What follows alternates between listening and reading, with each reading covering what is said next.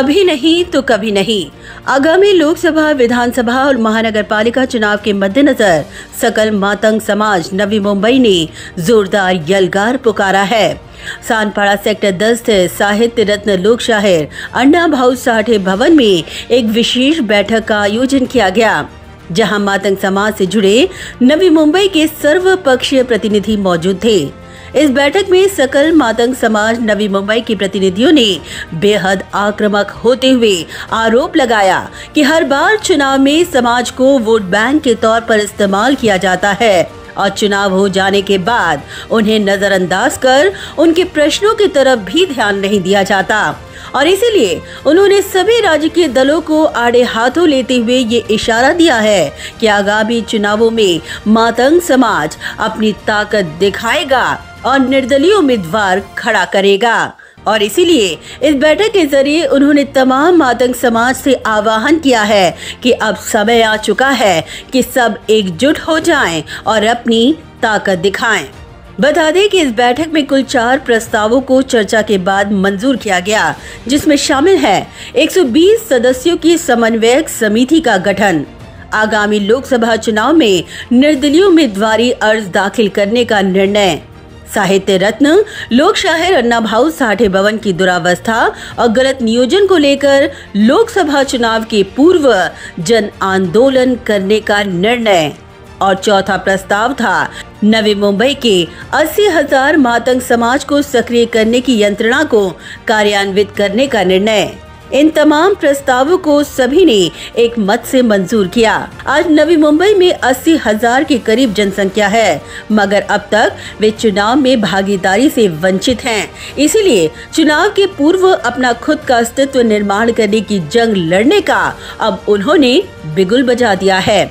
इसी की जानकारी सकल मातंग समाज नवी मुंबई के सर्वपक्षीय प्रतिनिधियों ने दी। सकल मातंग समाज नवी मुंबईच्या माध्यमातून नवी मुंबईच्या कार्यक्षेत्रामध्ये सक्रिय कार्य करणाऱ्या साधारणतः 200 ते 300 समाज बांधवाची बैठक या ठिकाणी संपन्न झाली।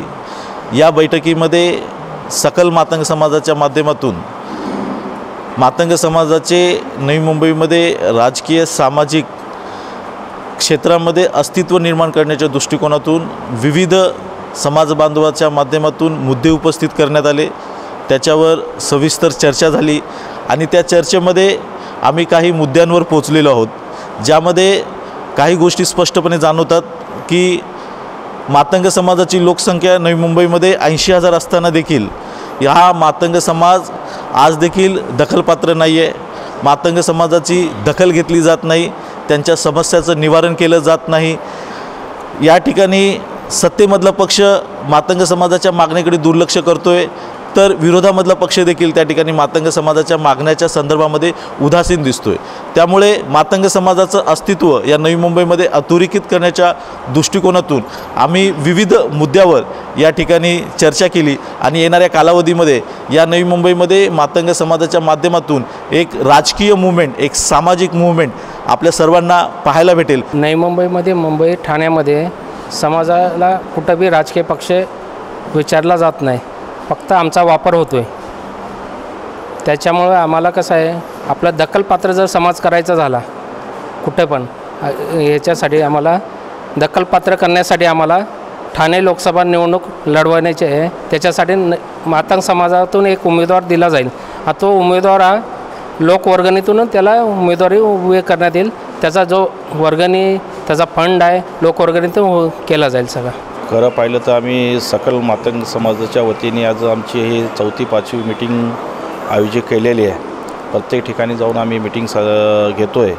आम्ही असं ठरवलं की पुढच्या वाटचाली म्हणजे आमच्यावरती मातंग समाजावरती प्रत्येक पक्षांनी होणारा अन्याय हा मोडून काढण्यासाठी आम्ही ह्या सर्व मातंग समाजाच्या वतीने आज आम्ही ही बांधिलकी करत आहोत। उद्या कुठल्याही गोष्टी राजकारणामध्ये समजा तिकिटाचं असेल, कुणावरती खोट्या नाट्या केसेस असतील, सगळ्या सामाजिक कार्यक्रमामध्ये जे काय अन्याय होतात समाजावरती आमच्या, त्याच्यासाठी हे आम्ही सर्व मातंग समाज हा एकजुटीचे आम्ही हा नवी मुंबईमध्ये आम्ही ह्याच्यानंतर ठाण्यामध्ये पण आता मिटिंगे घेणार आहे, मीरा भाईंदरमध्ये पण मिटिंगे चालू करणार आहे आणि सकल मातंग समाज हा एकत्र आम्ही करण्याचा प्रयत्न करतो आहे। नवी मुंबईत जेवढे राजकीय पक्ष आहेत ह्या लोकांनी फक्त आमचा समाजाचा वापर केला आहे, पण समाजाला आम्हाला दिशा दिली नाही आणि कुठंच काय केलं नाही. आतापर्यंत जे 2-4 नगरसेवक झाले तेवढे 2-4 नगरसेवक झाले.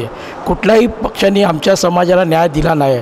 फक्त आमचं मताचं राजकारण केलं आहे.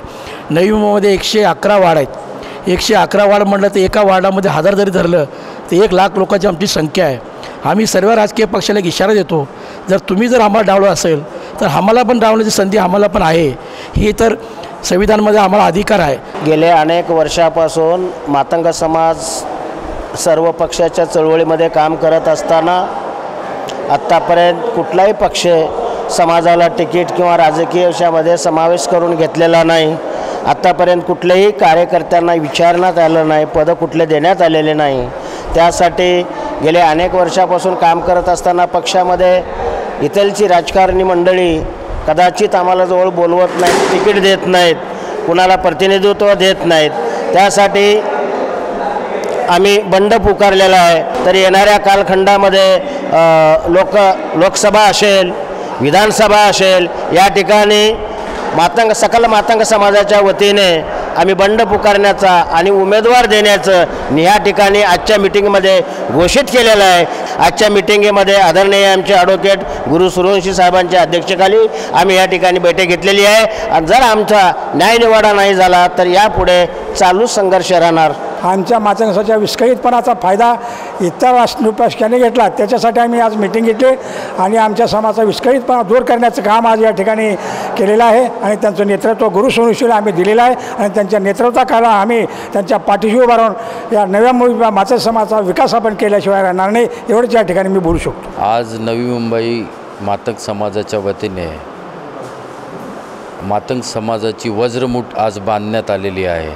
येणाऱ्या आगामी महापालिकेच्या निवडणुका असो या लोकसभेच्या विधानसभेच्या निवडणुका असो, या येणाऱ्या महापालिका लोकसभेच्या निवडणुकीमध्ये मातंग समाजाची खरी ताकद काय आहे हे दाखवून देण्याचं काम आज फार करण्याची गरज आहे. त्यामुळं येणाऱ्या या 8 ते 10 दिवसाच्या आतमध्ये आम्ही महानगरपालिकेवर ज्या मातंग समाजाच्या काही मागण्या आहेत त्यासाठी विराट मोर्चा आंदोलन ठायी आंदोलन करण्याचा निर्णय घेण्यात आलेला आहे. आज आमची मीटिंग जी बसलेली आहे मातंग समाजाची ती अण्णाभाऊ साठे भवन बांधून बरेच दिवस झालेत. मला वाचनालय वगैरे सगळं काय देण्यात येणार होतं आणि अण्णाभाऊ साठे भवन जे होतं ती फक्त आमच्यासाठी होतं, पण ती आता महानगरपालिकेचा व्यवहार चालू आहे इथं. त्याच्यासाठी आम्ही आता आंदोलन करून आमचं भवन आम्ही खाली करून घेणार आहे. त्यांनी आम्हाला लालच दाखवली आणि त्यांनी त्यांचा वापर करून घेतात आमचा. त्याच्यासाठी आम्ही मोर्चा काढणार आहे आणि आंदोलन करून आम्ही ठामपणे बसणार आहोत इथं. जोपर्यंत आमचं भवन खाली होत नाही तोपर्यंत आम्ही इथून हटणार नाही.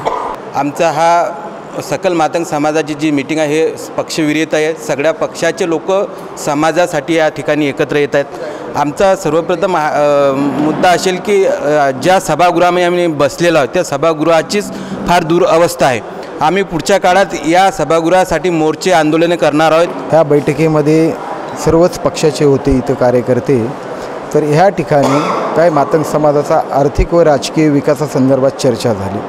तर प्रत्येक कार्यकर्त्यांच्या पक्षात काम करत असताना कुठंतरी मनं दुखावलेली दिसून आली. तर आमचा नवी मुंबईमध्ये 80 ते 1 लाख मातंग समाज इथं राहत असताना वास्तव्य करत असताना जर का आमचा राजकीय पक्ष कुठला दखल घेत नसेल, त्यांना इथं न्याय मिळत नसेल तर नक्कीच इथं कुठेतरी अन्याय होतो. प्रत्येक राजकीय घटक हा मातंग समाजाला डावलण्याचा प्रयत्न करतो व कुठेही मातंग समाजाची दखल घेण्यात येत नाही.